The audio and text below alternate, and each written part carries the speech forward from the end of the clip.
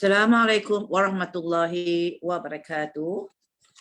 Yang berbahagia Ustaz Muhammad Yusuf Al-Arbain dan kepada semua jemaah-jemaah yang dikasihi dan dirahmati Allah. Saya akan serahkan kepada Ustaz untuk memulakan pengajian kita pada pagi ini. Sekian, terima kasih.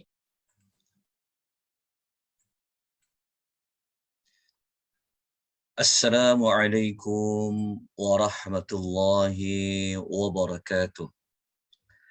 Alhamdulillah wassalatu wassalamu ala Rasulillah wa ala alihi wa sahbihi wa man wala amma ba'd.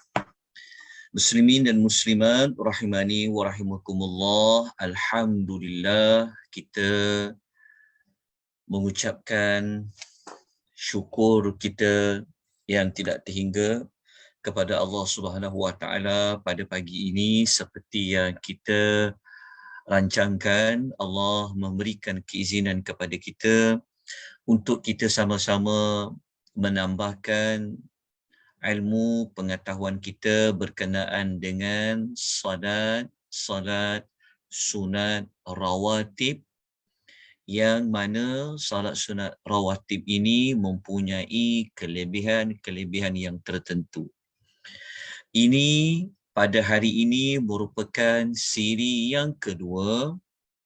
Kita akan membincangkan tentang fadail a'mal, kelebihan amal yang berkaitan dengan salat sunat rawatib, yang kita khususkan pada salat sunat rawatib subuh terlebih dahulu. Kemudian kita akan lanjutkan kepada salat sunat rawatib zuhur dan seterusnya. Jadi kita terus kepada kelebihan salat sunat rawatib waktu subuh. Hadis pertama, hadis rujukan kita adalah hadis daripada Aisyah radhiyallahu anha.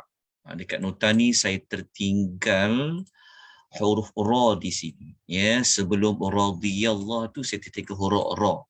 Okey, kena tulis kat situ. Berkata Aisyah radhiyallahu anha, sabda Nabi sallallahu alaihi wasallam, raka'atul fajr khairun minad dunya wa ma fiha. 2 rakaat fajar. 2 rakaat fajar. Fajar dekat sini merujuk kepada salat sunat sebelum fardu subuh. Nama lain dia kadang-kadang dia panggil fajar, kadang-kadang dia panggil subuh. Jadi hadis ini bermaksud 2 rakaat fajar ataupun 2 rakaat sebelum fardu subuh adalah lebih baik daripada dunia dan seisinya. Hadis ini hadis sahih riwayat Imam Muslim. Okey, kita tengok, kita teruskan kepada lafaz hadis yang kedua. Sabda Nabi sallallahu alaihi wasallam, raka'atul fajri lahuma ahabbu minad dunya jami'an. 2 rakaat fajar ataupun 2 rakaat sebelum sembahyang subuh, kedua-dua rakaat itu lebih aku sukai, kata Rasulullah sallallahu alaihi wasallam, daripada dunia dan daripada dunia keseluruhannya. Maknanya kalau diberikan dunia ini, keseluruhan isi dunia ini kepada Nabi sallallahu alaihi wasallam, maka Nabi lebih menyukai 2 rakaat sebelum sembahyang fardu subuh. Jadi perkataan daripada dunia dan seluruhnya, daripada dunia dan apa-apa padanya, sudah menunjukkan betapa besarnya kelebihan yang ada pada solat sunat rawatib sebelum mengerjakan salat fardu subuh. Kita pergi kepada maklumat yang berikutnya. Okay, kita nak lihat lagi apakah kepentingan, ya, apakah kepentingan solat sunat rawatib sebelum subuh ini. Berkata Aisyah radhiyallahu anha. Jadi sekali lagi saya ingatkan, tolong tambah perkataan. Sekejap ya. Saya minta tuan-tuan tolong tambah dekat sini. Apa ni, huruf ra kat sini ya.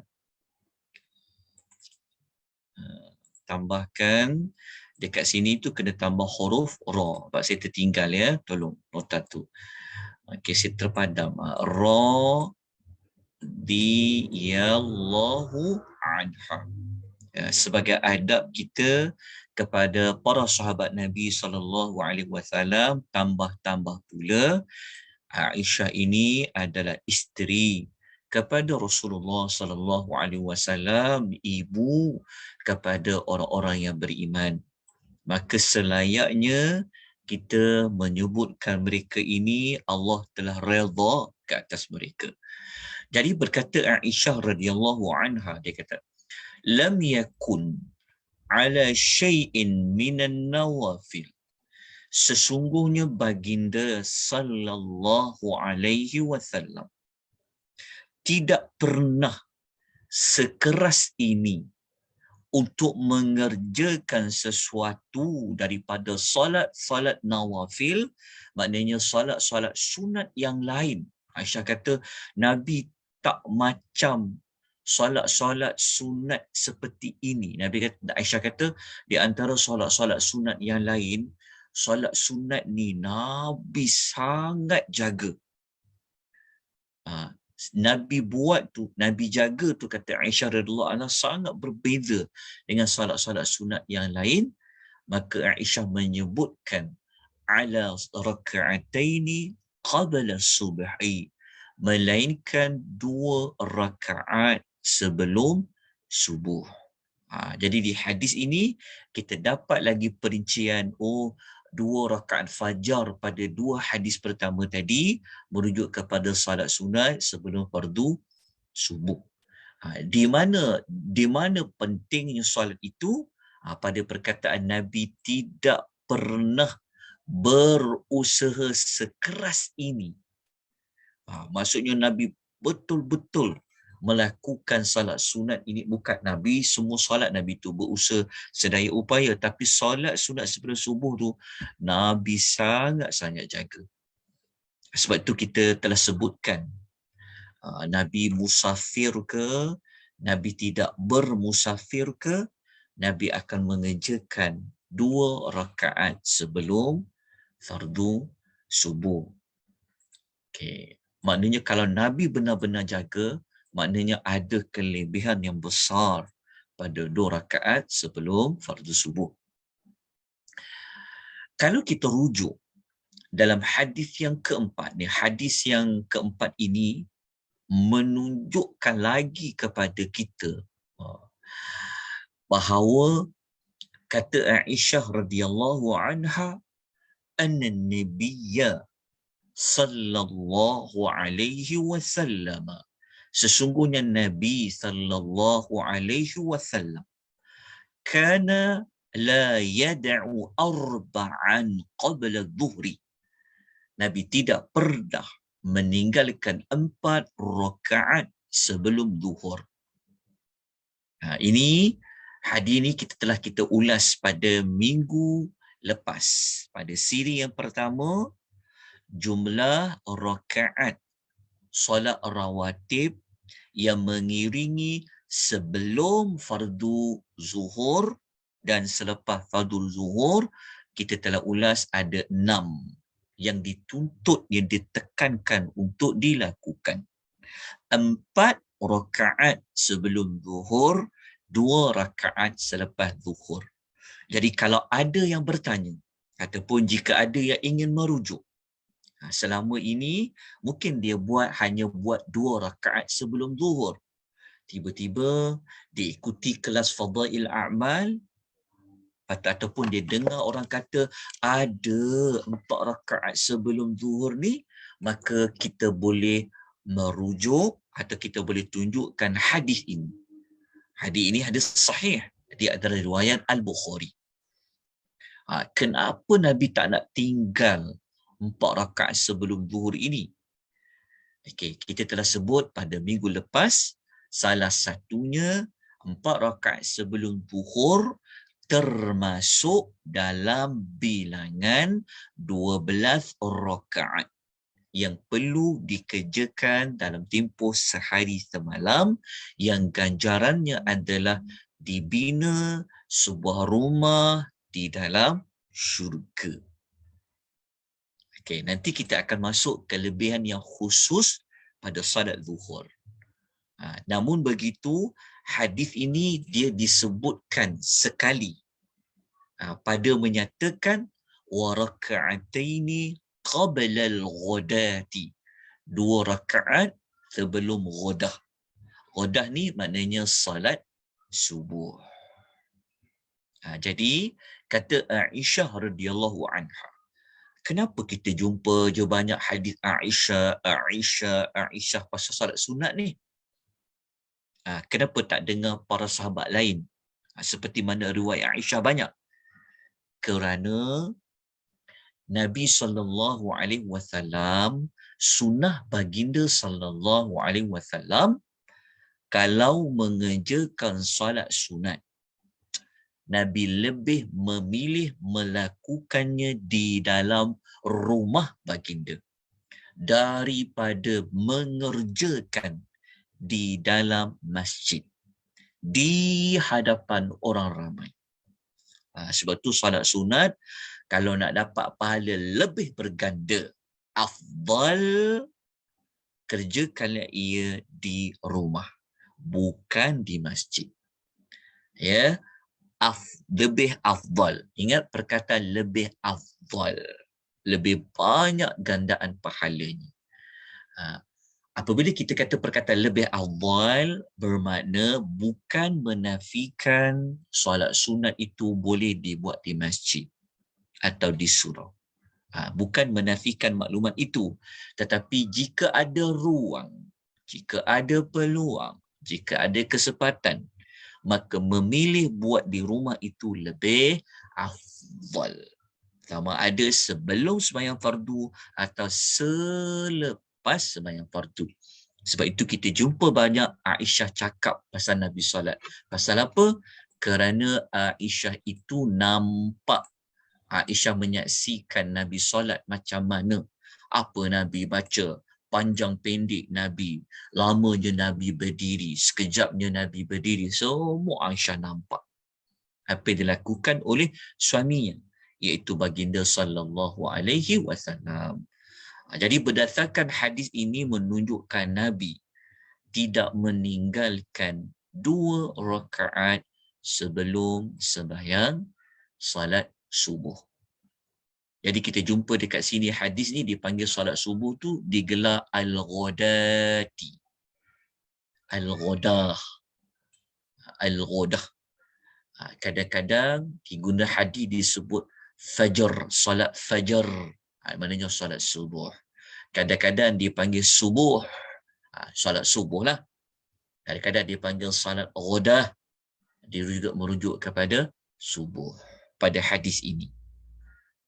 Okey, jelas kepada kita. Maka apa kelebihan, apakah fadilat kepada amal mengerjakan salat sunat sebelum subuh? Kita telah sebutkan 2 hadis pertama tadi. Ya, kalau diberi pilihan nak dunia ke atau dapat mengerjakan 2 rakaat sebelum subuh, Nabi lebih memilih, Nabi lebih menyukai 2 rakaat sebelum sembahyang subuh. Sangat besar 2 rakaat sebelum mengerjakan fardu subuh. Hadis pun kita bacakan. Dalam masa yang sama, kalau kita buat, kita niat nak macam Nabi buat, Nabi tidak tinggalkan, kita dapat pula pahala lain, iaitu pahala kita mengikuti sunnah Rasulullah sallallahu alaihi wasallam. Jadi kalau orang tanya, kenapa aku tak pernah tengok kau tinggal pun, kau musafir pun, kau tetap buat juga. Kita kata, Nabi buat macam tu. Nabi tidak tinggalkan. Aisyah cakap. Jadi kita pun dapat pahala yang berganda. Dapat pahala tersendiri solat sebelum pada subuh, ikut sunnah Nabi SAW. Baik, kita pergi kepada maklumat tambahan. Maklumat tambahan ni dia bukanlah kelebihan solat sunat sebelum subuh, tetapi kita nak belajar sunnah Nabi. Kalau Nabi solat, macam mana Nabi kerjakan pada 2 rakaat sebelum sembahyang subuh tu. Dalam masa yang sama, tuan-tuan dapat belajar cara nak dapatkan satu ilmu. Maksud saya, setiap poin yang kita kongsikan, kita mesti disokongi oleh hadis Nabi. Maknanya ada dalil dia, ada rujukan dia. Kita tak cakap dalam bentuk hanya bagi pendapat saja. Ini boleh, ini tak boleh, ini sunnah, ini tak sunnah. Tetapi setiap perkataan kita itu dalam perkara agama, dalam perkara ibadah, mesti didokongi oleh mana-mana nas. Kalau kita kata sunnah Nabi, Nabi tak pernah tinggal 4 rakaat. Jadi kita berhak bertanya, ada hadis ke? Ada rujukan tak? Ya, kita kena tanya tentang rujukan. Supaya kita dapat mengamalkan ilmu yang ada sandarannya. Bukan orang kata. Jadi kita kena perbetulkan cara kita belajar dan cara kita dapat maklumat. Sebab kita nak amal ibadat ni dalam hidup kita.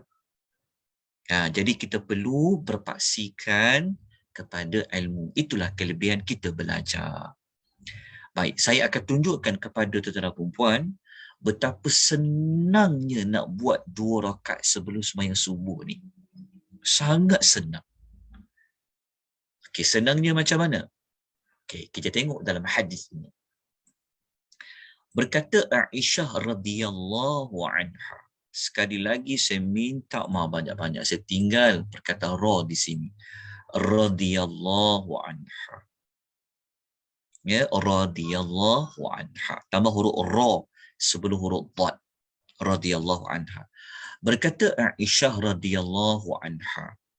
Kana an-nabiyyu sallallahu alaihi wasallam, adalah Nabi sallallahu alaihi wasallam, yukhaffifu raka'ataini allataini, meringankan 2 rakaat qabla salati subuh, 2 rakaat sebelum subuh. Okey, Aisyah radhiyallahu anha yang pernah hidup di zaman Nabi SAW, pernah tengok Nabi solat, selalu tengok Nabi solat, dia cerita pada kita melalui saluran hadis ini. Sebab tu beruntung orang belajar hadis. Kenapa? Seolah-olah dia dapat hidup di zaman Nabi SAW. Jadi Aisyah kata, Nabi ni kalau dia sembahyang solat sunat sebelum subuh, 2 rakaat tu dia akan buat apa? Nabi akan meringankan solat. Nabi akan meringankan. Maknanya Nabi sembahyang pendek. Nabi sembahyang ringkas sangat solat tu. Sampaikan Aisyah kata apa? Aisyah kata, hatta inilah aqulu. Sehingga kan aku bertanya. Aisyah ni seperti tertanya-tanya. Kan? Dia punya tengok Nabi sembahyang sunat sebelum subuh tu, cara Nabi sembahyang disampaikan Aisyah terfikir, dia bertanya, hal qara'a bi umul kitab? Adakah baginda sallallahu alaihi wasallam membaca tak Fatihah? Tuan-tuan faham kan? Maksudnya punya laju Nabi sembahyang solat sunat sebelum subuh tu, laju tu jangan faham tergesa-gesa. Maksudnya pendek. Sembahyang sangat ringkas. Sampai Aisyah kata apa? Nabi ni tak baca Fatihah ke? Kita faham tak apa yang ingin disampaikan oleh Aisyah radhiyallahu anha? Jadi siapa semayang sunat sebelum semayang subuh baca panjang-panjang, dia telah menyalahi sunnah Rasulullah sallallahu alaihi wasallam. Ini cara kita ikut sunnah Nabi.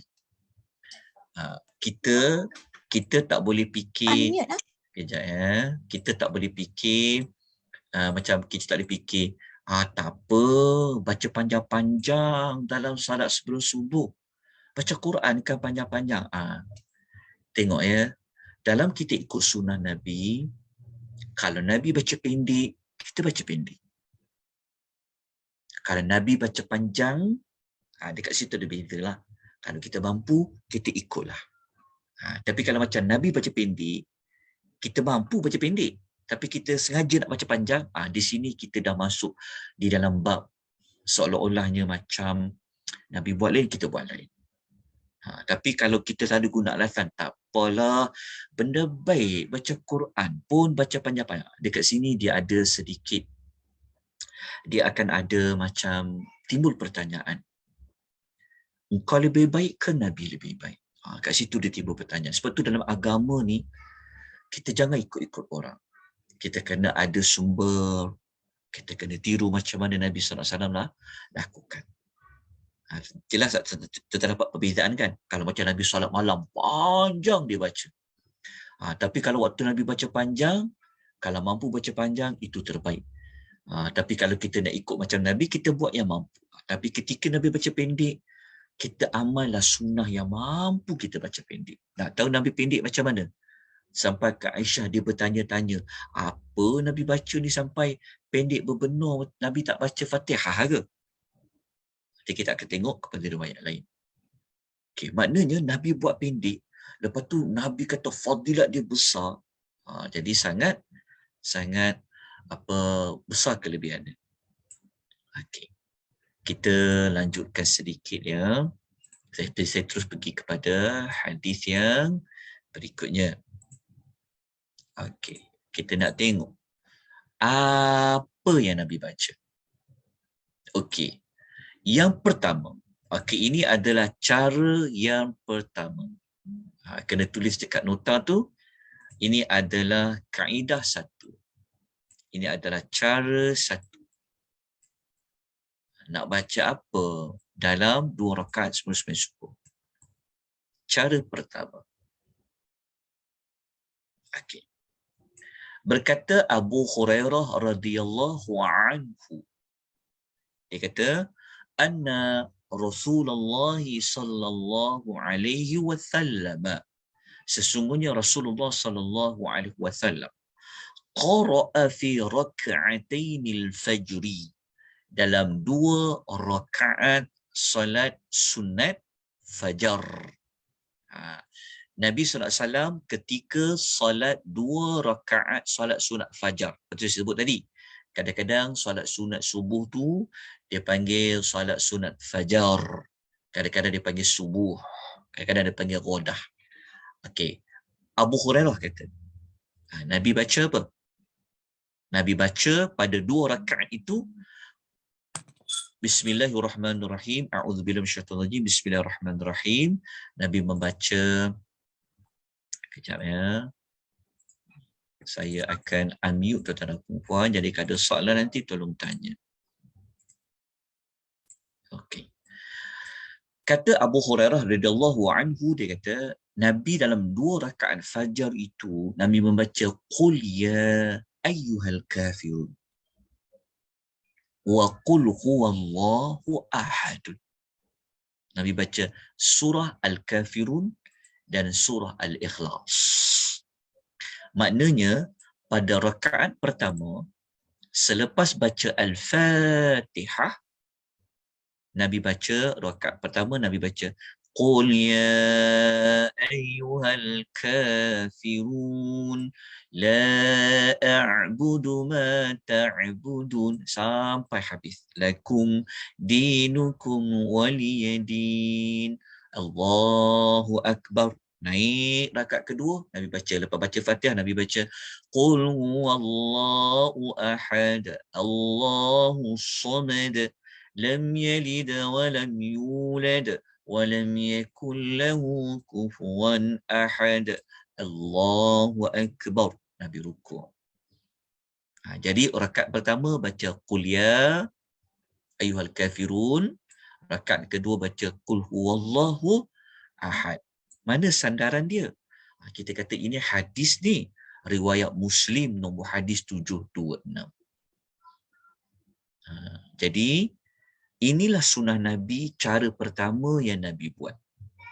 Yang Aisyah kata tadi, pendeknya Nabi sembahyang subuh ni dia baca Fatihah ke tidak? Maksudnya biasanya Nabi sembahyang, kita tahu kan masalah sunat Nabi kan panjang. Nabi baca sekejap je. Kan? Baca Al-Fatihah, kuliah rakaat pertama, rakaat kedua Al-Ikhlas. Jadi sebaik-baik umat Nabi SAW, okey, kalau kita tak nak baca kuliah ataupun Al-Ikhlas, bacalah surah yang pendek lah, pendek. Sebab Nabi meringankan salat dia. Jangan diberatkan salat 2 rakaat sembahyang sunat sebelum subuh. Okay, itu cara yang pertama. Tuan-tuan pun dapat tahu, oh ini rujukan dia, oh ini hadis dia, Nabi baca macam ni. Sebab tu kan sebelum ni ada persoalan tanya kan, yang tanya kata kalau sembahyang sunat rawatib ni kadang-kadang kalau selepas tak boleh baca, ada yang kata tak boleh baca surah lain, contoh kan. Dia dalam perkara ibadat ni kita kena tanya rujukan. Maksudnya siapa yang kata tak boleh baca? Contoh macam itulah. Ini sekadar pengulangan. Saya tunjukkan ni supaya kita belajarlah. Dalam kita menuntut ilmu, kita kena menuntut pada ramai guru. Tetapi dalam kaedah belajar dengan siapa-siapa sekalipun, kita mesti kena ada rujukan. Kita boleh bertanya kepada guru yang membimbing kita dengan penuh hikmah, dengan kita jaga adab dengan guru, kita boleh tanya, ada rujukan tak Ustaz? Ada rujukan tak Ustazah? Boleh tak saya dapatkan? Okey, moga-moga ada rujukan dia. Tadi dekat sini kan, kalau kita kata rakaat pertama elok baca Al-Kafirun, rakaat kedua baca Al-Ikhlas. Jadi kalau orang kata elok tu, kalau orang kata bagus tu, kita kena tanya, ada rujukan tak? Sebab bagus mesti pada Nabi. Bagus mesti pada Rasul. Bukan bagus pada kita. Manusia biasa seperti kita tidak boleh memandang-mandai kita kata bagus. Siapa-siapa pun. Siapa-siapa pun. Tidak boleh kita mengatakan ni bagus baca surah ni bagus baca surah ni bagus baca surah ni, elok baca ni. Perkataan bagus dan elok tu macam mana kita tahu? Jadi kita berhati-hati. Jadi kita kata elok baca rakaat pertama ni Al-Kafirun, baca kedua Al-Ikhlas, baca surah Al-Ikhlas rakaat kedua. Sebab apa? Sebab Nabi orang yang paling elok, orang yang paling bagus, yang ada wahyu tentang maklumat ini. Okey, dapat? Itu cara yang pertama. Cara yang pertama. Jadi hafallah surah Al-Kafirun tu. Jangan sampai tak hafal pula, pendek je. Al-Kafirun dengan surah Al-Ikhlas. Okey. Kalau kita nak tukar-tukar, saya nak buat cara, saya nak baca surah lain boleh tak? Kalau tak nak baca Al-Kafirun dengan Al-Ikhlas. Jawapan dia boleh. Bukan tak boleh, bukan tak boleh.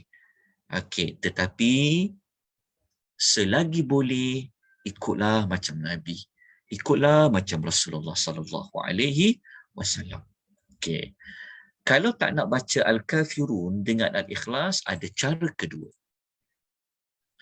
Cara kedua, ni cara kedua. Tolong tulis dekat nota tu. Cara kedua. Cara kedua, waktu dekat rakaat pertama, kita baca ayat 136 surah Al-Baqarah. Kita baca satu ayat je. Tapi ambil ayat 136 dalam suratul Al-Baqarah. Tapi jaranglah orang baca ayat ni sebab macam orang seperti macam kita ni, Allah, surah lazim pusing-pusing yang tu jugalah. Tak kuliah, qul huwallahu ahad. Tak apa. Dia bukan isu nak kena hafal banyak surah pun. Ya, kalau mana-mana surah kita khusyuk, kita faham tu lagi baik. Tapi kalau kita nak hidupkan sunnah Nabi. Sebab kalau kita tak amalkan, kalau kita tak sebarkan, nanti sunnah Nabi tu akan mati. Mati tu maksudnya orang tak tahu sunnah yang betul apa. Kita bimbang, ada yang sunnah Nabi kita tak buat. Yang tak sunnah tu yang kita buat. Jadi kita cuba sebarkan maklumat ni. Jadi kalau mampu, bacalah rakaat pertama surah Al-Baqarah ayat 136. Ini hadis dia. Daripada ayat Qulu amanna billahi wa ma unzila ilaina sampai kepada ayat la nufarriqu baina ahadin minhum wa nahnu lahu muslimun. Baca satu ayat ni dekat rakaat pertama selepas baca suratul Al-Fatihah. Rakaat kedua selepas baca suratul Fatihah, baca satu ayat sahaja daripada surah Al-Imran ayat nombor 52. فَلَمَّا أَحَسَّ عِيسَى مِنْهُمُ الْكُفْرَ قَالَ مَنْ أَنصَارِي إِلَى اللَّهِ. Sampai habislah. Sampai ayat وَشَهَدَ بِأَنَّا مُسْلِمُونَ. Ini rakaat yang kedua. Mungkin kita jarang amal yang ni. Pertama mungkin kita tak tahulah. Yang kedua, nak menghafal ayat ni Ustaz, makcik ni, ya Allah Ustaz, jenuh nak menghafal. Kalau dapat hafal tu dapat hafal, tapi nak mengingat tu, Allah, baca kuliah pun tak jumpa punca dia Ustaz. La a'budu ma ta'budun wala antum a'bidun. Mana penutup dia? Tu ulang-ulang kuliah tu kan. Betul kan? Tak apalah. Kita cuba sedaya upaya ya. Okey. Ini cara yang kedua. Okey ya. Okey.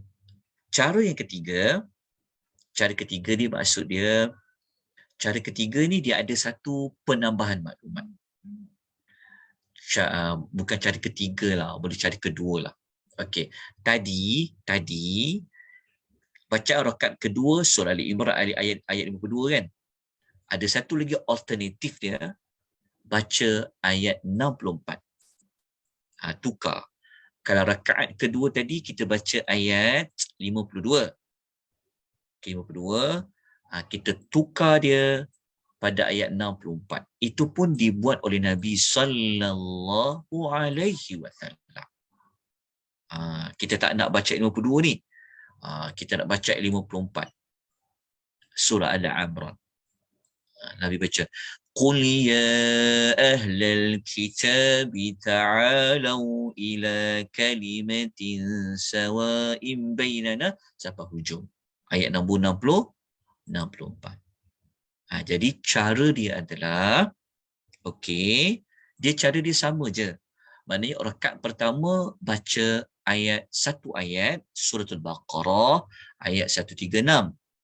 Tetapi pada rakaat kedua ada dua cara. Sama ada nak baca ayat 52 surah Al-Imran ataupun nak baca ayat 64 surah Ali Imran. Boleh. Nak baca pilihan di antara kedua-duanya. Ini berdasarkan dalam hadis yang sahih dari Nabi sallallahu alaihi wasallam. Okey, jelas tak setakat ni untuk bacaan tu? Ada apa-apa pertanyaan tak untuk bacaan tu dulu? Kalau jelas, saya teruskan dengan topik yang berikutnya. Jelas Ustaz. First time Jelas dengan Ustaz. Okey. jelas. Ya, jelas. Okey. Pernah tahu pun sebelum ni Ustaz. Oh, tak apa. Itulah biar kita belajar ya. Okey. Hadis-hadis tadi nanti boleh rujuk juga dalam Riyadhus As-Salihin. Ada dalam Riyadhus As-Salihin. Baik, kita pergi kepada satu tajuk lain. Adalah kalau kita tertinggal lah salat sunat fajar ni. Kan, kita tertinggal nak sembahyang 2 rakaat sembahyang subuh ni. Kan, mungkin kerana kita tak dan, betul tak? Dan sebagainya. Kan, kalau macam lelaki khususnya kan, tambah lagi lelaki. Dia nak pergi sembahyang berjamaah. Nak solat, alah perut memulas pula. Ya tentu ada umur-umur ni. Asyik memulas saja perut dia kan. Kadang-kadang nak ketandas lah. Itu memang benda yang biasa. Kan, jadi tak sempat tiba-tiba alamak dah iqamat ni nak sembahyang jemaah. Sebab apabila kita ikuti sembahyang jemaah, kita tidak boleh mengerjakan salat sunat lain. Maka kita kena ikut imam. Kita kena berjamaah. Tapi macam mana saya tak sempat buat solat tadi ni? Maka dalam sunnah Nabi SAW, kita boleh menggantikan qada. Melayu panggil qada. Qada tu bahasa Arab. Bahasa Melayunya menggantikan semula salat sunat fajar yang tertinggal tadi tu. Nak lakukan macam mana? Dia ada 2 cara.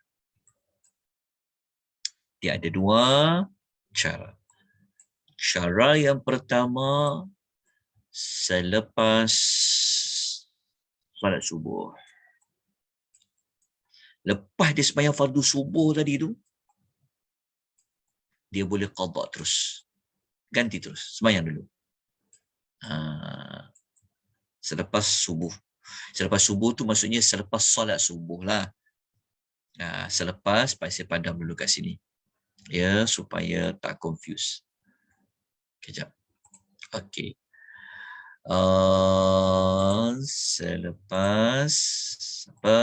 Selepas solat subuh. Okey. Terus sembahyang. Okey. Cara yang kedua adalah semasa waktu duha. Sekejap kita masuk solat duha. Okey, semasa duha.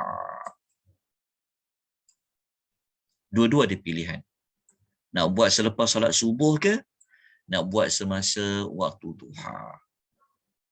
Okey, dua-dua ini ada rujukan hadisnya dari Nabi sallallahu alaihi wasallam.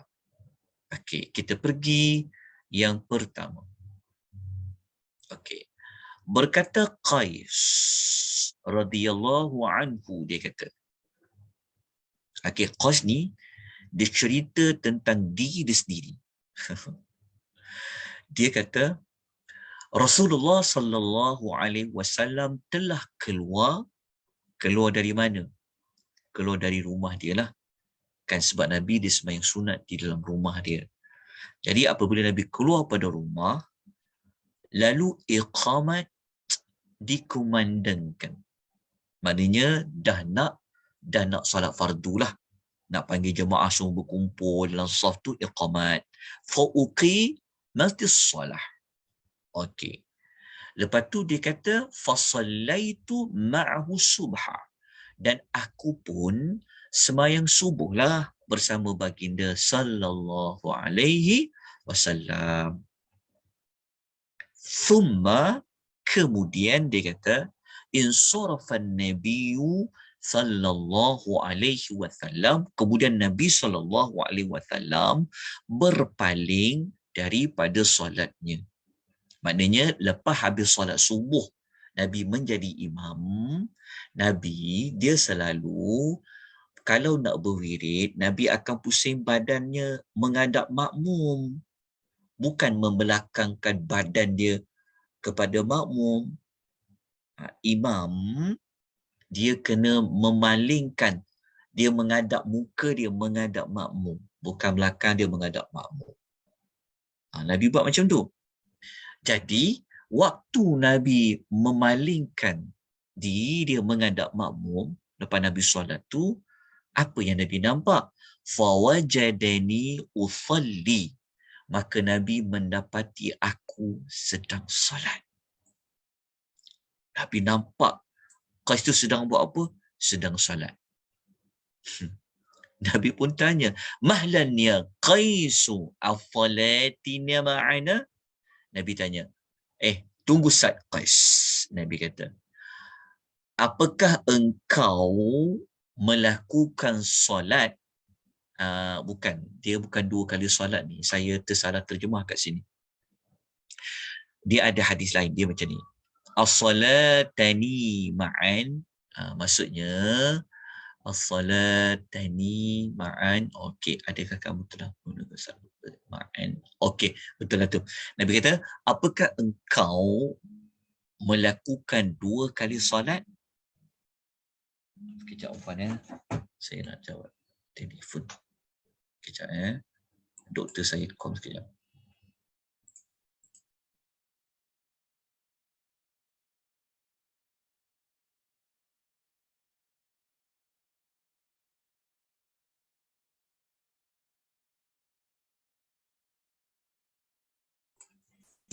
Okey, mohon maaf ya tuan lecturer saya call. Okey. Dia kata apa? Nabi kata, Qais, kau sembahyang 2 kali ke? Kau sembahyang tak dari solat subuh kan? Sebab Nabi ingat Qais sembahyang subuh.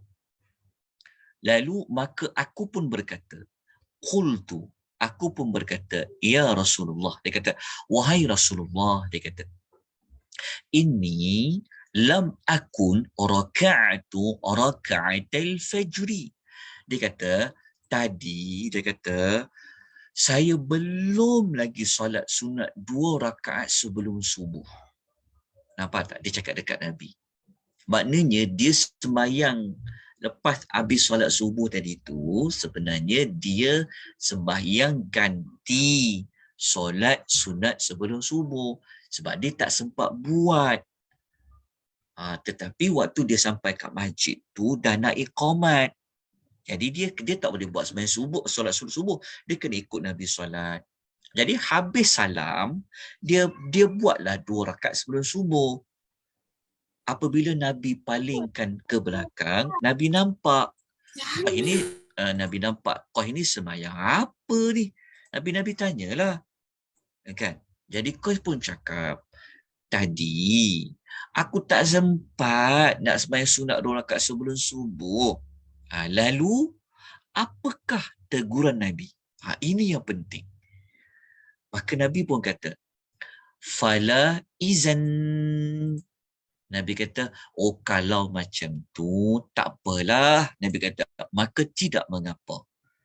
Maknanya Nabi tidak melarang Qais mengqadhakan 2 rakaat sebelum sembahyang subuh tadi, rawatib tadi tu, yang dia tak sempat nak buat sebelum fardu subuh. Hadis ini sahih, riwayat Al-Imamu At-Tirmizi. Okey, nampak jelas tak? Yang hadis ini menunjukkan cara pertama buat selepas selesai fardu subuh. Okey, jelas kan? Okey, maknanya dibolehkan, dibenarkan berdasarkan hadis ini. Kalau tak boleh, tentulah Nabi kata jangan ulang lagi ya, jangan buat. Tapi Nabi tak melarang. Apabila Nabi mendiamkan, Nabi tidak melarang ia termasuk dalam sunnah Nabi sallallahu alaihi wasallam. Jadi kita pun sambil kita belajar ni kita dapat tahu tentang macam tu cara nak dapatkan satu hukum kan. Dekat situ rujukan dia. Maknanya boleh. Jadi kalau orang kata tak boleh tu, kita boleh guna hadis ini. Boleh. So kan nampak ada orang qada sembahyang kedua selepas subuh tu, mungkin kita boleh tanya, mungkin kita tahu dia akan sembahyang sunat sebelum sembahyang fardu subuh. Dia qada subuh lah, mungkin dia qada. Dia qada solat sunat sebelum subuh lah. Kita rujuk pada tajuk tu. Okey. Kita pergi kepada dalil yang kedua. Cara yang kedua lah. Yang ini kita boleh gantikan pada waktu duha. Berkata Abu Hurairah radhiyallahu anhu, saya minta maaf tuan-tuan yang saya tertinggal, sebenarnya saya terpadam dekat sini ni. Radhiyallahu anhu, huruf ra. Mohon maaf banyak-banyak tuan-tuan ya. Radhiyallahu anhu. Kata Abu Hurairah radhiyallahu anhu, dia kata, sabda Nabi sallallahu alaihi wasallam, man lam yusalli rak'atai al-fajr, sesiapa belum mengerjakan solat 2 rakaat fajar. Tengok ya. Okey. Okey, saya akan tutup audio tuan-tuan. Nanti kalau ada tuan-tuan nak tanya, nanti boleh angkat tanya. Tak apa. Okey, kadang-kadang kita tak perasan.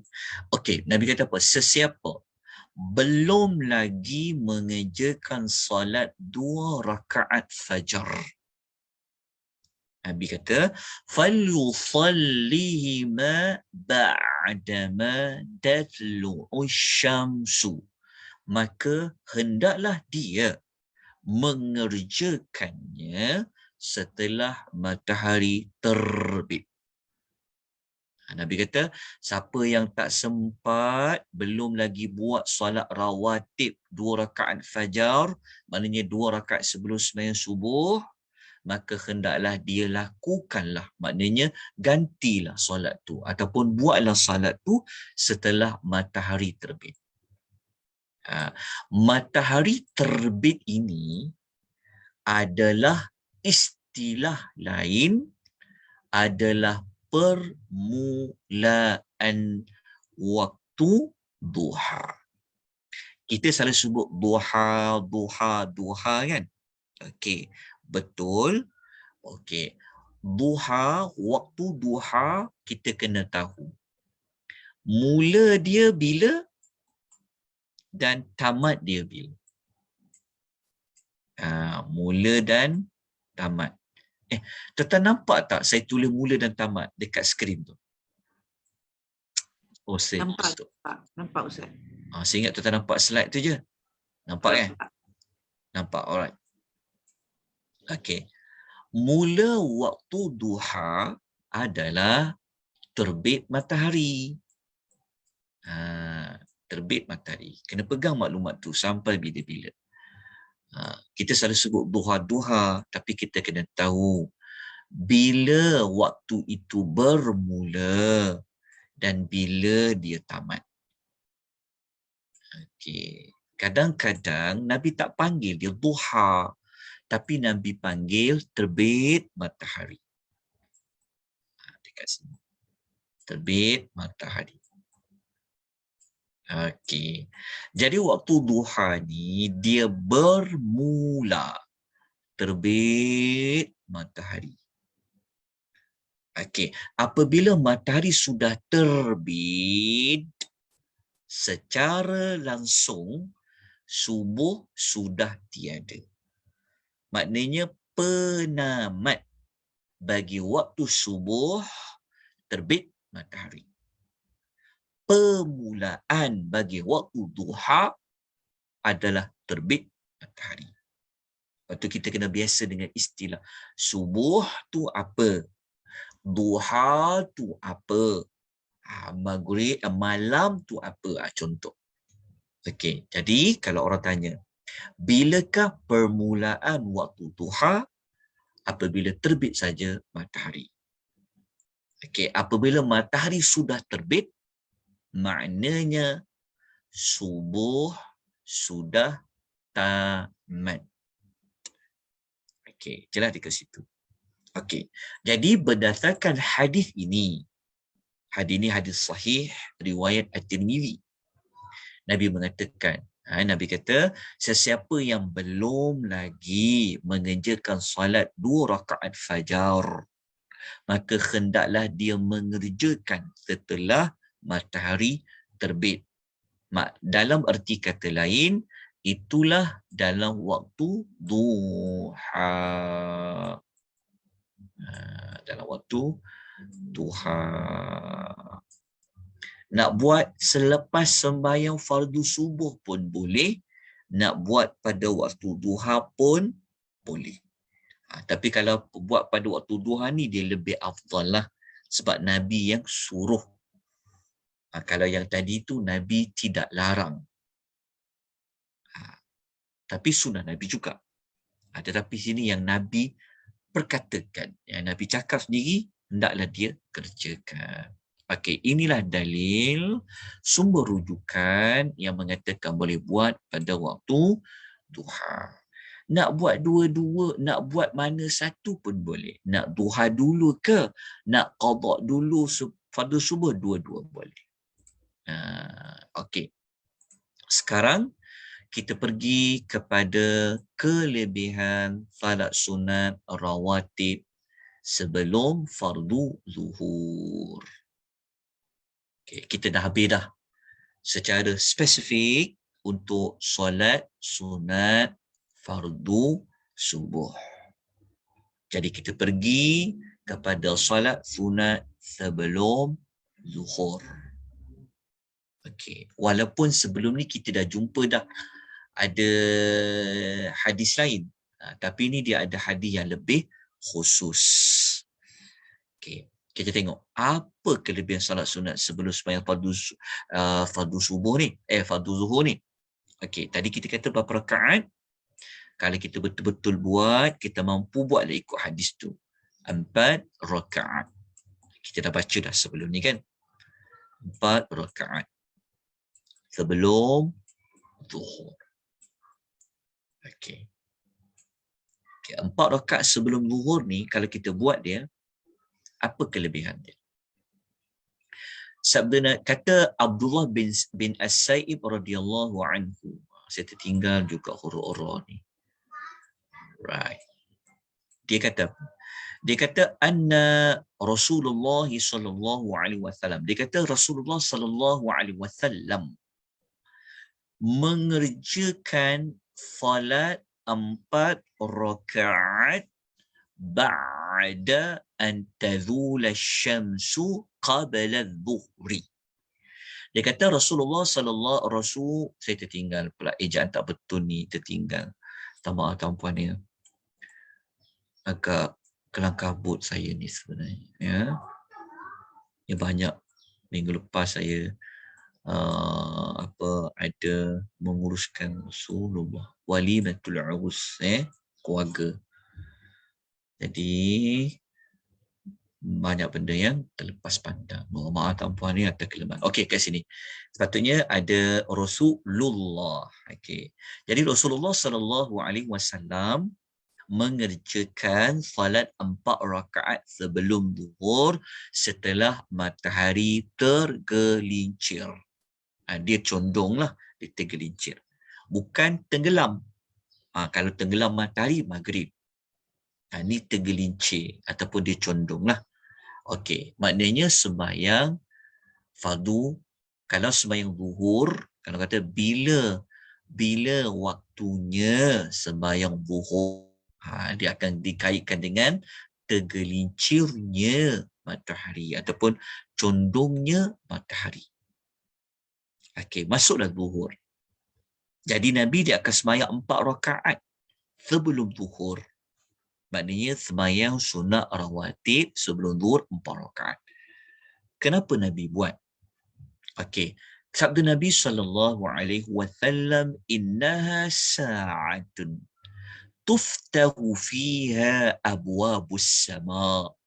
Sesungguhnya waktu itu adalah saat terbukanya pintu-pintu langit. Waktu zuhur tu adalah waktu pintu-pintu langit terbuka. Apabila terbuka, apa yang nak masuk pada pintu tu? Okey.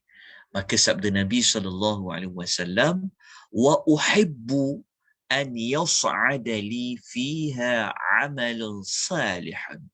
Maka aku sangat suka, kata Nabi, agar amal soleh aku naik ke langit pada saat itu. Rupa-rupanya amalan-amalan ni dia naik ke langit. Naik ke langit. Maka salah satu waktunya, laluan nak naik ke langit tu adalah pada waktu zuhur. Maka pintu langit akan terbuka. Jadi Nabi nak sembahyang 4 rakaat ketika itu supaya apa? Supaya amal soleh Nabi sembahyang itu dan lain-lain naik ke langit pada waktu itu. Sebenarnya zuhur ni kita sebut sebelum ni, kalau zaman dulu sangat panas waktu zuhur. Jadi waktu panas itulah nak solat. Berbeza dengan zaman kita. Zaman kita ni dah ada kelebihan nikmat sejuk tu. Kipas lah, aircon lah. Buatlah 4 rakaat tu kalau mampu. Jangan tinggalkan. Ini saya pesan dekat diri saya lah khususnya. Ya, saya pesan dekat diri saya untuk saya juga tidak meninggalkan 4 rakaat tu. Kenapa? Rupa-rupanya bukan sekadar 4 rakaat sebelum sembahyang zuhur itu untuk termasuk dalam kategori 12 rakaat sehari semalam tu. Dalam masa yang sama, pintu-pintu langit pada saat itu terbuka. Bayangkan kalau sembahyang 4 rakaat, berdoa dalam solat, doa itu naik ke langit. Sebab doa-doa kita akan dinaik ke langit.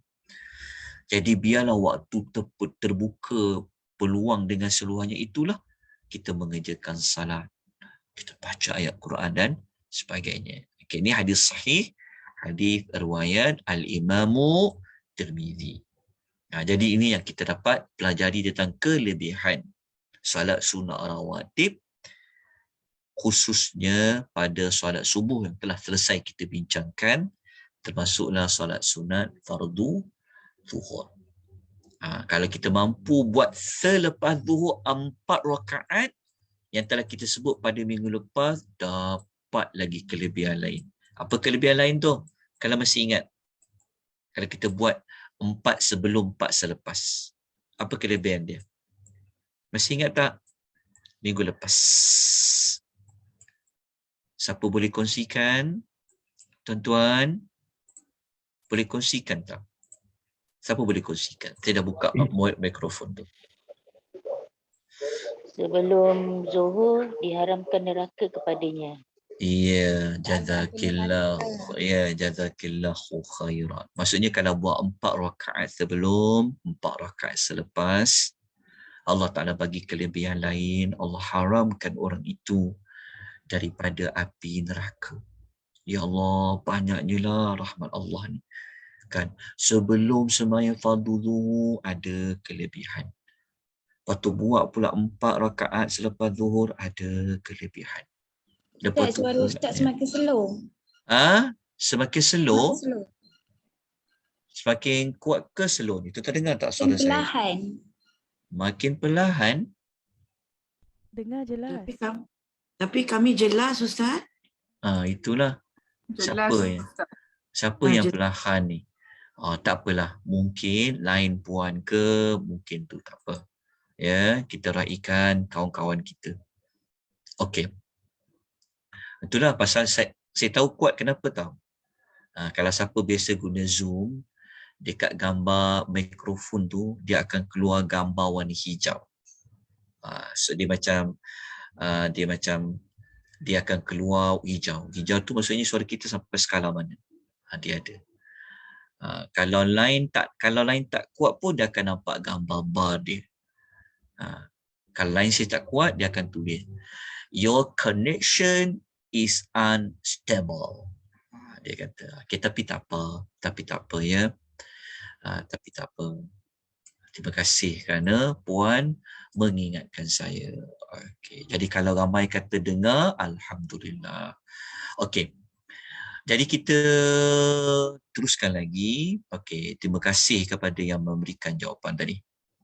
Kejap ya. Assalamualaikum Ustaz. Waalaikumsalam Okey, warahmatullahi. untuk 4 rakaat sunat ini ya, sebelum zuhur ataupun selepas zuhur, yang mana lebih baik, kita buat 1 salam ataupun kita buat 2 salam? Kalau kita baca dalam hadis, kalau kita baca dalam pendapat para fuqaha atau dalam mazhab Syafi'i pun lebih afdal dua. Lebih afdal kita buat 2 rakaat 1 salam, 2 rakaat 1 salam. Okey Ustaz, kalau katalah kita buat 4 ya, 4 rakaat 1 salam, ada tahiyat awal tak? Ada tahiyat awal. Ada tahiyat awal ya? Ada tahiyat awal. Ya. Maknanya ada ya? Ada. Jadi 1 salam. Okay. Tapi saya wallahu alam, saya pun tak pernah buat 4 ni satu sekali. Buat 2. Buat 2 ya. Itu memang kaul para ulama kata itu paling terbaik. Okey. Baik Ustaz, terima kasih. Okey, sekarang kita pergi kepada tajuk kan, punya besar kelebihan salat sunat zuhur ni. Apa Nabi buat kalau Nabi tertinggal? Apa Nabi akan buat kalau Nabi tertinggal salat sunat fardu zuhur? Okey, kita tengok. Berkata Aisyah radhiyallahu anha, dia kata, anna nabiyya sallallahu alaihi wasallam, sesungguhnya Nabi sallallahu alaihi wasallam, kana idza lam yusalli arba'an qabla al-dhuhri, apabila Nabi sallallahu alaihi wasallam belum mengerjakan 4 rakaat sebelum salat zuhur, sallahunna ba'daha, baginda sallallahu alaihi wasallam akan mengerjakan 4 rakaat sebelum zuhur yang tak sempat tadi itu selepas zuhur. Maknanya kalau Nabi tak sempat nak buat sebelum zuhur 4 rakaat, Nabi akan qada'kan. Nabi akan gantikan selepas mengerjakan salat fardu zuhur. Okey, faham tak hadis ni? Faham waktu zuhur ni ialah waktu kadang-kadang agak pendek kan. Kalau orang kerja makan gaji ni kadang antara 1 dan 2, kadang 12.30 sampai 1.30 nak makan lagi. Kan nak kerja solat, kan lepas tu nak masuk office lagi kadang-kadang. Waktu tengah hari ni kadang itulah waktu masak, itulah waktu nak bina sekolah dan sebagainya kan kadang-kadang. Jadi kalau tak sempat nak buat, maka boleh kerjakan dia selepas zuhur. Boleh digantikan selepas fardu zuhur. Kadang-kadang setengah masjid ni dia cepat sebab zuhur kan waktu orang kerja pejabat, kadang orang tumpang sembahyang. Jadi kita tak boleh lama-lama. Tapi kalau lain lah, kalau kita masjid kampung memang tak ada orang lain bekerja nak tumpang solat, kita boleh bagi waktu panjang sikit untuk 4 rakaat tu. Okey. Jadi kalau tak sempat buat selepas solat zuhur. Ini hadis sahih riwayat Al-Imam Tirmizi. Okey, kita tengok cara yang kedua. Okey, cara kedua maksudnya macam mana Nabi menggantikan salat sunat selepas zuhur, masa zuhur tu. Okey, kita tengok. Berkata Ummu Salamah radhiyallahu anha, dia kata, Dia kata sesungguhnya Nabi SAW salla raka'ataini ba'da al-asri. Nabi SAW mengerjakan solat 2 rakaat selepas asar. Nabi mengerjakan 2 rakaat selepas asar. Okay, maknanya lepas sembahyang asar, Nabi sembahyang 2 rakaat. Okay, kita baca hadis sampai habis, tapi Ummu Salamah kata, ya, Nabi ada buat. Lalu dia kata, fasa'alathu anhuma faqala. Maka dia bertanya, ataupun Nabi telah ditanya. Ditanya tentang apa? Tentang perbuatan mengerjakan salat sunat selepas sembahyang asar tadi. Nabi ditanya. Maka apa jawab Rasulullah sallallahu alaihi wasallam? Okey, kita. Okey. Nabi jawab apa? Maka Nabi pun kata, innahu atani nathun min abdil qaisi fashaghaluni 'anil rak'ataini allataini ba'da adh-dhuhri fahuma hatani. Okey. Rupa-rupanya Nabi kata macam ni. Apabila Nabi ditanya, sembahyang apa tu ya Rasulullah? 2 rakaat selepas sembahyang asar tu. Kan sebab sebelum ni kita belajar kelas CD pertama, kita tak jumpa hadis yang ada rawatib sama ada muakkad ke tak muakkad selepas asar kan. Sebelum tu ada 4 rakaat, tapi selepas tu tak ada. Tiba-tiba hadis ni ada pula 2 rakaat tu. Okey, apa dia sebenarnya, cerita sebenarnya? Maka Nabi pun kata, sebenarnya tadi Nabi kata, Nabi nak cakap, dia kata, waktu Nabi zuhur tadi tu, okey, masa lepas zuhur tu, sebenarnya Nabi ni dia tak sempat buat 2 rakaat selepas zuhur. Sebab apa? Sebab Nabi telah didatangi, ada satu rombongan daripada Abdul Qais. Nabi ni sallallahu alaihi wasallam, dia adalah ketua negara. Orang boleh jumpa Nabi kat mana-mana pun. Kan? Tak seperti kita terlalu banyak protokol lah. Okey. Jadi lepas solat, Nabi jadi imam. Lepas sembahyang, ada rombongan datang. Ya, datang dari jauh-jauh, takkanlah nak bagi masa, takkanlah nak bagi waktu. Buatlah appointment dulu. Tak ada. Nabi terus jumpa. Apabila Nabi bersembang, dengar apa isu, sampai Nabi tak sempat. Nabi nak buat 2 rakaat sebelum zuhur tadi.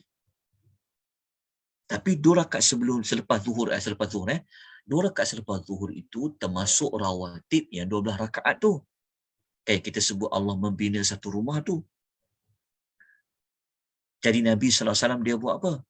Lepas Nabi sembahyang asar, Nabi qadakkan 2 rakaat tu. Yang selepas zuhur tadi. Kalau yang sebelum zuhur tadi, Nabi qadakkan sejurus selepas fardu zuhur. Tapi yang selepas zuhur, Nabi tak sempat nak buat 2 rakaat tu, maka Nabi gantikan selepas solat asar. Hadis ini sahih, riwayat At-Tirmizi. Cuma hadis ini para ulama berselisih pendapat lah. Ada yang kata Nabi ganti ni khusus untuk Nabi saja. Ada yang kata, para ulama mengatakan diambil secara umum. Semua umatnya pun boleh melakukannya. Wallahu ta'ala a'lam. Jadi kalau nak ganti mengikut hadis ini, para ulama kata boleh. Jadi kalau kita tengok orang sembahyang selepas sembahyang asar tu, kita jangan cepat-cepat nak kecam pula. Jangan cepat-cepat kita nak marah. Kita dah belajar, maka kita tahu, ya, sangkaan dia buat. Ya, saya pernah terjadi juga kan kepada saya waktu saya sembahyang di Masjid Nabawi, ya, pas sembahyang asar. Tapi bukan sembahyang sunat, saya sembahyang jamaah takhir ketika tu. Ada jemaah Arab tegur, kau sembahyang apa lepas asar tu? Ceritalah pada dia. Sebenarnya saya buat jamaah takhir tadi. Gini. Oh, dia tanyalah. Okey, jadi kita faham tentang hadis ni. Maka habislah untuk salat, tajuk salat sunat rawatib. Kita dah belajar 22 rakaat salat sunat rawatib yang mengirimi, ya, sebelum sembahyang fardu, selepas sembahyang fardu. Ada para ulama, dia kalau ada setengah para ulama dia tak namakan, kalau yang tak muakkad tu dipanggil rawatib. Setengah para ulama panggil rawatib tu yang 12 saja. Sebab 12 tu yang selalu buat kan rawatib. Ada para ulama kata boleh juga dipanggil rawatib. Tapi dibezakan yang muakkadah dengan tidak muakkadah, yang dituntut dan tidak dituntut. Lepas tu kita telah mempelajari tentang sebelum subuh tadi, kita dah belajar sebelum zuhur, selepas zuhur, kita dah belajar tentang sebelum asar. Cuma yang sebelum maghrib dengan sebelum isyak ni, dia tidak ada kelebihan yang spesifik. Dia cuma termasuk dalam kelebihan memperbanyakkan sujud. Siapa yang dah ikut sebelum kita belajar tajuk rawatib, kita dah belajar tajuk 10 keutamaan solat fardu. Jadi salah satu fungsi solat sunat ni adalah, kalau kita banyak solat sunat, kita akan banyak sujud. Jadi pada sujud tu boleh berdoa. Kalau kita buat banyak solat sunat ni, dia boleh menampung kekurangan solat apa? Solat fardu kita. Okay, wallahu ta'ala alam bissawab. Okay, habat ke maknanya pagi ni kita selesai untuk solat sunat rawatib. Assalamualaikum Ustaz. Waalaikumsalam warahmatullahi wabarakatuh. Ya puan. Macam mana dengan yang ada dengar sembahyang sunat tu boleh campur 8 rakaat sekali buat? Tak faham. 8 rakaat sekali buat tu maksudnya macam mana puan? Kata dia tinggal, dia boleh buat 4 rakaat solat sunat ni, nanti campur dengan sunat lain dalam sekali buat satu salam terus. Ada ke macam tu Ustaz? Sekejap. Saya pernah baca hadis tu. Sekejap. Ada saya pernah baca hadis tu. Cuma yang tu saya tidak mendalami lah puan tentang maklumat tu. Tapi kalau dia buat 8 sekali tu, saya wallahu ta'ala alam. Tapi kalau 4 sekali satu salam tu adalah. Tapi 8 tu saya wallahu ta'ala alam puan. Ni memang dia cakap 8 tu boleh buat sekali. Kalau kita bincang, kalau solat malam ada, kalau witir tu ada, kalau solat al-duha tu nanti kita akan bincangkan juga. Cuma yang ni rawatib tu saya wallahu a'lam puan, saya minta maaf banyak-banyak. Saya tak ada ilmu untuk apa yang puan kongsikan tadi tu. Nanti kalau puan jumpa, kelaskan datang. Kalau jumpa lebih awal, nanti PM saya, bagi tahu dekat saya. Mungkin kita boleh kupas maklumat seperti itu. Ya? Sebab seperti biasalah kita katakan, okay? Tidak semua benda tidak semua perkara kita tahu. Mungkin banyak benda yang kita tak tahu. Jadi kalau siapa-siapa yang tahu maklumat tu, nanti boleh kongsikan dan mungkin kita boleh fahamkan hadis riwayat itu riwayat macam mana. Okey, sama-sama puan. Baik. Kita nak terus kepada Ustaz. Ya. Ustaz Kak Anis ya. Ya Kak. So, Kak Anis tak tahu whether you have covered this, tapi adakah sunat subuh sama dengan sunat fajar atau beza? Sama je Kak. Oh, sama ya? Okey. Dan yang keduanya, adakah sunat isyraq itu umpama early duha, early sunat duha atau berlainan solat? Okey. Soalan yang kedua tentang solat sunat duha tu, insya-Allah nanti kita akan masuk pada lepas ni, insya-Allah kita akan masuk. Okey, tapi saya jawablah berdasarkan soalan ditanya tu, solat sunat isyraq yang kita sebut dengan istilah macam syuruk kan, kita panggil waktu syuruk tu. Okey, para ulama berbeza pandangan dalam menentukan solat sunat isyraq itu. Kalau kita rujuk dalam kitab, macam dalam kitab Sabilul Muhtadin, ya, karangan Syekh Muhammad Arsyad bin Abdullah Al-Banjari, ni mengatakan salat sunat isyraq ni para ulama berbeza pandangan. Sama ada dia salat duha ke atau salat yang lain. Okey, ada berbeza pandangan lah. Pandangan pertama mengatakan salat sunat isyraq tu dia bukan salat sunat duha.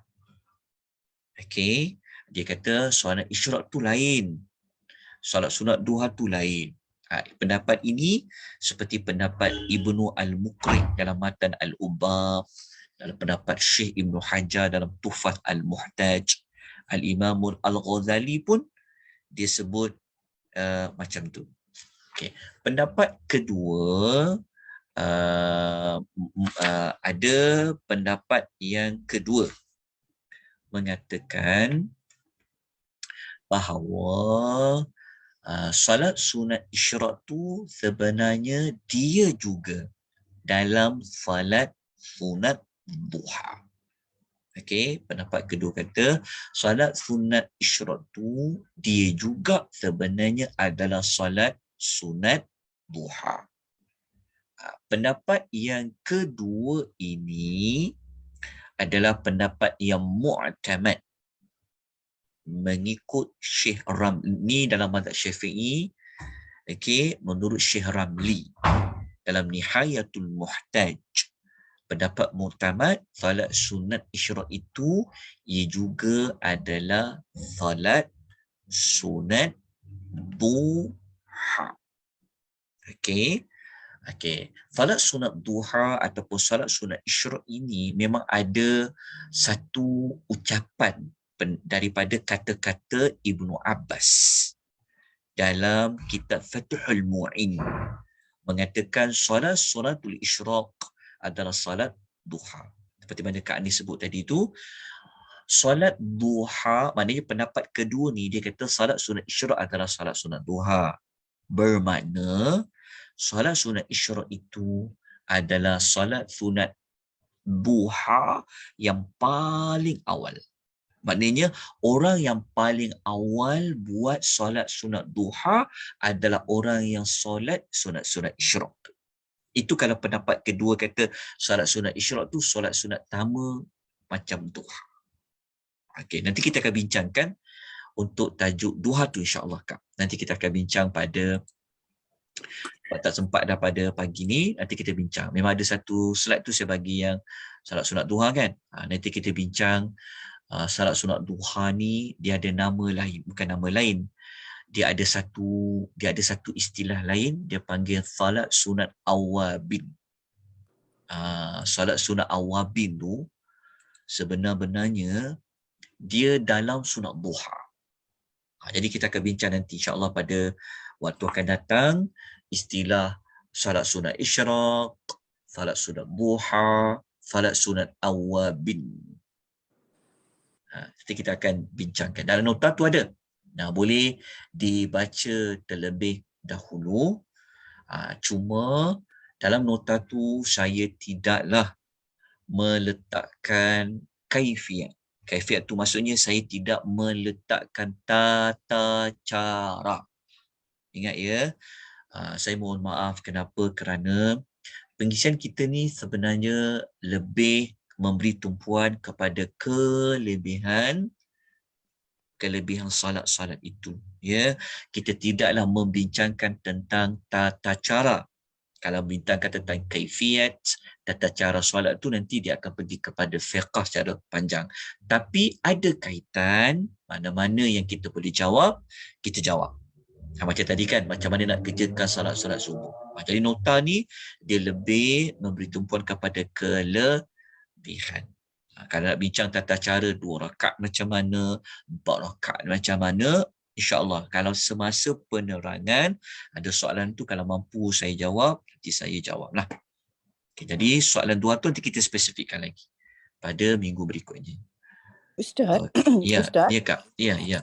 tadi Ustaz cakapkan Nabi buat apa ni, pada bacaan sunat subuh sebelum salat subuh, iaitu surah Kafirun dan Qul Huwallah. Ya. So yang seterusnya sunat-sunat bagi Zuhur, Asar dan Isya, Zuhur, Maghrib dan Isya, adakah dianjurkan bacaan ayat begitu atau yang lain? Okey, kejap ya. Apa dia? Okey. Wallahu ta'ala alam, jika tidak ada hadis yang menyebut spesifik, maka ia terbuka kepada kesenangan, kelapangan orang yang salat tu. Faham tak maksudnya? Maksudnya nak baca yang mana-mana pun boleh. Macam tu. Sebab apa? Sebab tidak ada hadis yang saya dapat kongsikan lah. Okey, kalau ada nanti tolong bagi tahu. Kalau saya nak semayang fardu zuhur contoh kan, solat sunat sebelum zuhur, nak baca apa rakaat pertama, nak baca apa rakaat yang kedua. Maknanya kalau tiada hadis yang menerangkan, maknanya kita ambil umum lah. Lepas baca Fatihah, kita boleh pilih kita nak baca yang mana. Wallahu ta'ala. Kalau di situ dia jawapan dia lah. Tapi kalau ada, tentu kita boleh bagi jawapan dia. Assalamualaikum Ustaz. Assalamualaikum warahmatullahi wabarakatuh, Puan. Ustaz nak tanya. Ya. Contoh kalau kita dalam musafir kan, kita jamak takdim atau jamak takhir, macam mana nak cara yang terbaik mengikut sunnah Nabi untuk masukkan yang solat-solat sunat tadi? Macam Zuhur tu kan ada Qabliyah dengan Ba'diyah kan. Lepas tu kan kita jamak dengan Asar. Kat mana nak masukkan tu? Okey, kita dah sebut pada minggu lepas bahawasanya sunnah Nabi SAW, Nabi tidak mengerjakan salat sunat rawatib jika bermusafir. Okey. Maknanya tak ada jawapan lah macam mana kita nak selitkan dia. Okey, baik. Maknanya kita kalau musafir tu kita buat jamak tinggal, takdim atau ya. takhir. Ya, sunnahnya ditinggalkan solat sunat rawatib. Bukan sunnahnya dia buat. Sunnahnya ditinggalkan. Cuma rawatib yang Nabi tak tinggal adalah solat sunat sebelum fardu subuh lah. Okey. Faham. Ya, yang faham. itu. Okey. Terima kasih Ustaz. Sama-sama. Itu jawapan dia. Okey.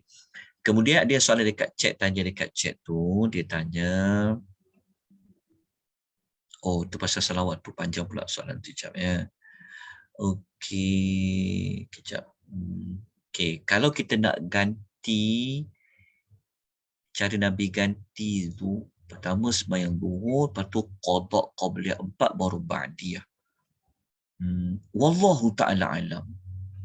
Soalan yang tanya tadi dia kata, kalau kita nak ganti solat sunat sebelum sembahyang fardu solat macam ni, kan Nabi menggantikan 4 rakaat sembahyang rawatib sebelum zuhur selepas zuhur kan.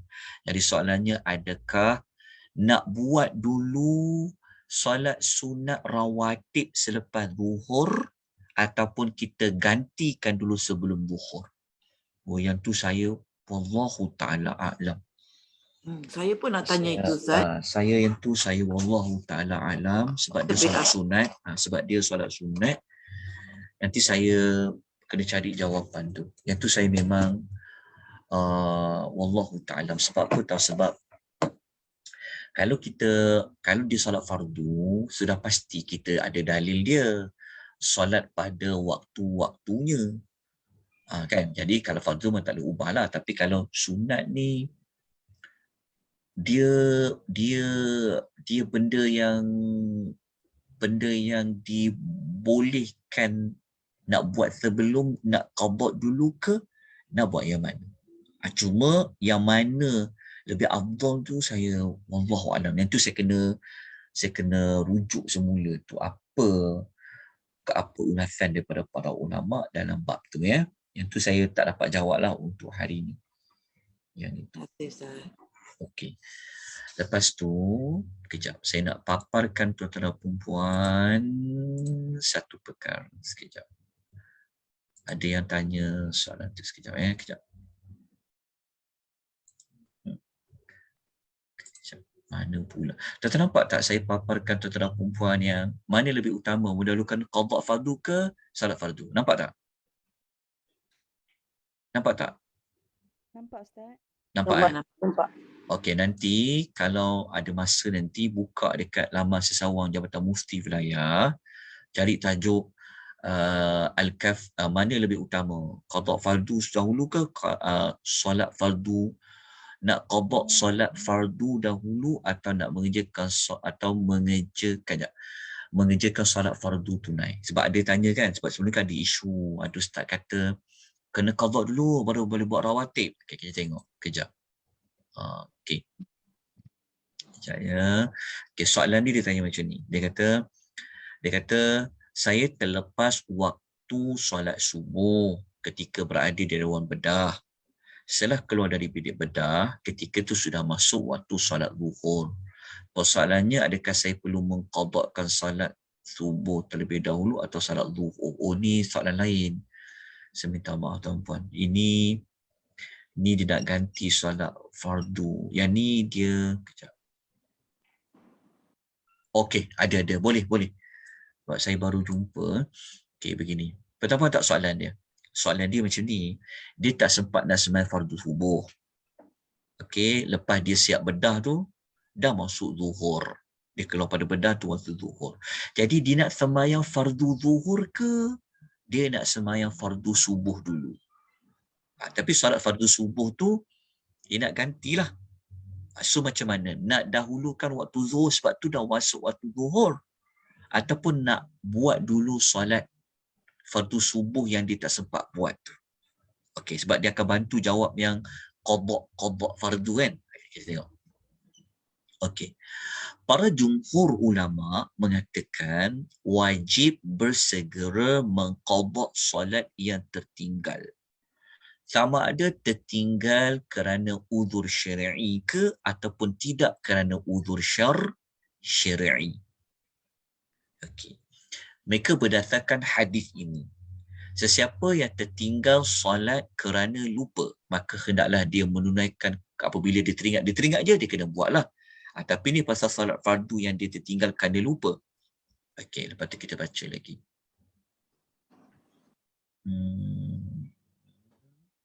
Okey, di sini.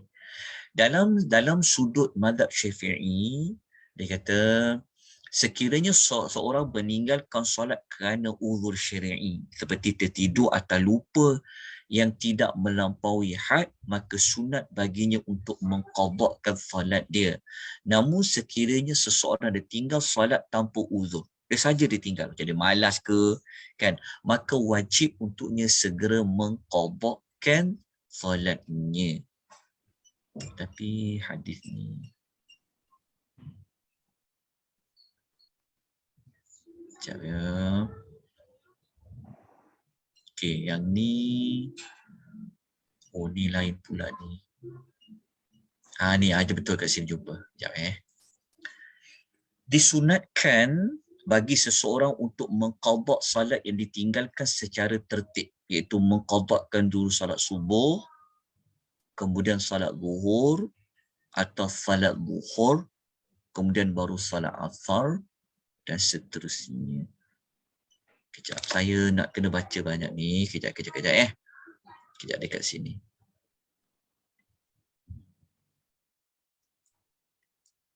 Oh, dekat sini dia tak ulas jawapan tu. Tak apa, nanti kita kupas untuk yang minggu depan lah kot ya, sebab memang ada bertanya tu. Memang ramai bertanya tentang kalau dia nak qada sembahyang fardu dia yang dia pernah tertinggal dulu, maka dia nak buat rawatib boleh tak? Ataupun dia nak kena buat rawatib selepas dia atau nak qadakan? Nanti kita akan bincangkan lah. Itu saya cuma tunjukkan terlebih dahulu sebab saya baru jumpa sebenarnya maklumat ni. Okey. InsyaAllah nanti kita kongsikan datang Okey, kejap. Saya jawab mana-mana soalan dekat chat ni.